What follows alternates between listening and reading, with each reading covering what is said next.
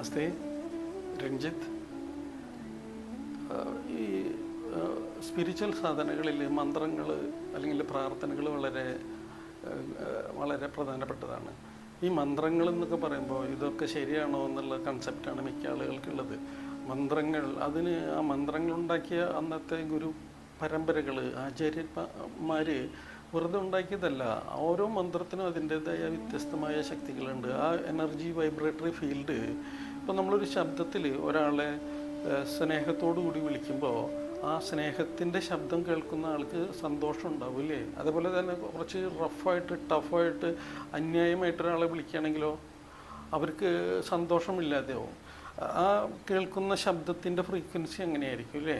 അപ്പം അതുകൊണ്ട് തന്നെ നമുക്കെപ്പോഴും അറിഞ്ഞിരിക്കേണ്ട ഒരു കാര്യം, ഈ മന്ത്രങ്ങൾക്ക് അതിൻ്റേതായ ശക്തികളുണ്ട്. ഓരോ മതത്തിലും മതപാരമ്പര്യങ്ങളും വ്യത്യസ്തമായ മന്ത്രങ്ങൾ ഉപയോഗിക്കും. ഓരോ മന്ത്രങ്ങളും അത് തയ്യാറാക്കിയിട്ടുള്ള വാക്കുകളുടെ സ്പഷ്ടമായ ഉച്ചാരണങ്ങളും അതുപോലെ തന്നെ ആ ശബ്ദത്തിൻ്റെ ഫ്രീക്വൻസിയും അതിൻ്റെ അർത്ഥവും ഒക്കെ ഇടകലർന്നതാണ് ഈ മന്ത്രങ്ങളുടെ ശക്തി. നമ്മൾ പ്രാർത്ഥിക്കുമ്പോൾ പ്രത്യേകിച്ചൊരു ഏറ്റവും നന്നായി പാടാൻ അറിയുന്ന ഒരാൾ പാട്ട് പാടുന്ന തലത്തിൽ നല്ല ട്യൂണായിട്ട് പാടുന്നത് ഒരു മന്ത്രമാണെന്ന് നമുക്ക് അങ്ങനെ വിചാരിക്കേണ്ട കാര്യമില്ല. മനസ്സിൽ തട്ടിയിട്ട് നമ്മൾ പ്രാർത്ഥിക്കുമ്പോൾ ഒരു മന്ത്രം അല്ലെങ്കിൽ ഒരു പ്രാർത്ഥന, ഇപ്പോൾ ഒരു മന്ത്രം ഏത് മതത്തിലായാലും ആ മന്ത്രം പറയുമ്പോൾ അവർ പഠിച്ചിട്ടുള്ള അവരെ ഗുരുക്കന്മാർ, അവരുടെ പൂർവ്വപിതാക്കന്മാർ തയ്യാറാക്കിയിട്ടുള്ള ആ ശകലങ്ങൾ, ആ പ്രാർത്ഥനകൾക്ക് അതിൻ്റേതായ അർത്ഥവ്യാപ്തി ഉണ്ട്, അതിൻ്റെ അർത്ഥതലങ്ങളുണ്ട്. അതിൻ്റെ ശബ്ദങ്ങൾക്ക്, ആ ശബ്ദവിന്യാസങ്ങൾക്ക് പല മാറ്റങ്ങളും ഉണ്ടാക്കാനായിട്ട് സാധ്യമാണ്. ഓരോ ശബ്ദം, ഈ കർണാടിക് സംഗീതത്തിൽ സ്വരങ്ങൾ, ഓരോ രാഗങ്ങളുണ്ട്. ഓരോ രാഗങ്ങൾക്കും അതിൻ്റെ വ്യത്യസ്തമായ ജന്യരാഗങ്ങളുണ്ട്. അപ്പോൾ ഇതൊക്കെ അതിൽ നിന്നും ഉത്ഭവിക്കുന്ന രാഗം നമ്മെ വ്യത്യസ്തമായ മെൻ്റൽ സ്റ്റേറ്റിലേക്ക് എത്തിക്കാറുണ്ട് അല്ലേ?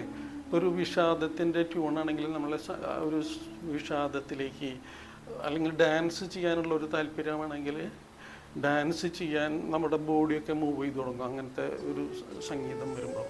അല്ലെങ്കിൽ നമുക്ക് താളം പിടിക്കാൻ തോന്നും, അല്ലെങ്കിൽ അതിൻ്റെ കൂടെ മൂളിപ്പാട്ട്, അത് ഓരോന്നും. പിന്നെ അതുപോലെ തന്നെ സന്തോഷമുണ്ടാക്കുന്ന ഇപ്പോൾ മോഹനരാഗം, പിന്നെ മാനസികമായിട്ട് വിഷമം അനുഭവിക്കുന്ന സങ്കടങ്ങളും എന്തെങ്കിലുമൊക്കെ മാനസിക വിഷമങ്ങളൊക്കെ ഉള്ള ആളുകൾക്ക് ശങ്കരാഭരണ രാഗം. എനിക്കതിനെക്കുറിച്ച് അറിയുള്ളൂ, എന്നാലും ഞാൻ പറയണേ, ശങ്കരാഭരണ രാഗത്തിലൊക്കെ ആ ശബ്ദം അതൊരു മന്ത്രം പോലെ അത് നമ്മൾ കേൾക്കുമ്പോൾ നമ്മുടെ ചക്രകൾ, നമ്മുടെ ശരീരത്തിലെ കോശങ്ങളിലുള്ള ചില അൺവാണ്ടഡ് എലമെൻറ്റൽസൊക്കെ റിജക്റ്റഡ് ആയിട്ട് പോകും. അപ്പോൾ ഈ മന്ത്രങ്ങൾക്ക് ഇത്രമാത്രം ആലോചിച്ചാൽ മതി. ഓരോ സംഗീതത്തിനും ഓരോ മൂഡ് നമുക്ക് തരുന്നത് പോലെ തന്നെ ഓരോ മന്ത്രങ്ങൾക്കും അതിൻ്റേതായ ശക്തികളുണ്ട്. പിന്നെ അത് ചാൻറ്റ് ചെയ്യുന്ന ആളുടെ മനോനിലയും കൂടിയുണ്ട്. അദ്ദേഹം അതിൽ അർപ്പിതമായിട്ട് അത് ചെയ്യുമ്പോൾ ആ ഒരു ഇച്ഛയോടുകൂടി അത് സത്യമായിട്ട് കൃത്യമായിട്ട് അത് ചെയ്യുമ്പോൾ അതിൻ്റെ എനർജി വൈബ്രേഷൻ മാറും എന്നുള്ളതാണ്. അപ്പോൾ അതുകൊണ്ട് ഈ പ്രയറുകൾ ഒന്നും നിസ്സാരമായിട്ട് എടുക്കരുത്. എല്ലാതും അതിൻ്റേതായ മേന്മകളുണ്ട്. ഏത് മതത്തിലായാലും നമുക്ക് പ്രാർത്ഥിക്കുന്ന സമയത്ത് നമുക്ക് ഉച്ചത്തിൽ പ്രാർത്ഥിക്കാൻ പറ്റുന്നില്ല എന്ന് വിചാരിച്ച് അപ്പോൾ പബ്ലിക്കായിട്ടുള്ള സ്ഥലത്ത് നമുക്ക് പ്രാർത്ഥിക്കേണ്ടി വരുമ്പോൾ നമ്മൾ പ്രാർത്ഥിക്കുന്നത് മറ്റുള്ളവർ കേൾക്കാൻ നമുക്കിഷ്ടമില്ലെങ്കിൽ നമുക്ക് ലിപ്പ് മൂവ്മെൻറ്റിൽ കൂടെ പ്രാർത്ഥിക്കാം നമുക്ക്. അതായത് നമ്മളെ തന്നെ ബോധ്യപ്പെടുത്തുകയാണ്. ആ ലിപ്പ് മൂവ്മെൻറ്റ് ഉണ്ടാകുമ്പോൾ ഇപ്പോൾ കൃഷ്ണ, ഗുരുവായൂരപ്പ, അല്ലെങ്കിൽ അള്ളാഹുവിനെ വിളിക്കുക, അല്ലെങ്കിൽ ക്രിസ്തുവിനെ വിളിക്കുകയാണ്. അവരവരുടെ മന്ത്രങ്ങൾ ചെല്ലുമ്പോൾ നമ്മളത് മനസ്സിൽ പറയുമ്പോൾ ലിപ്പ് മൂവ് ചെയ്യുക. ഈ ലിപ്പ് മൂവ് ചെയ്യുന്നതിൻ്റെ പ്രത്യേകത എന്താ?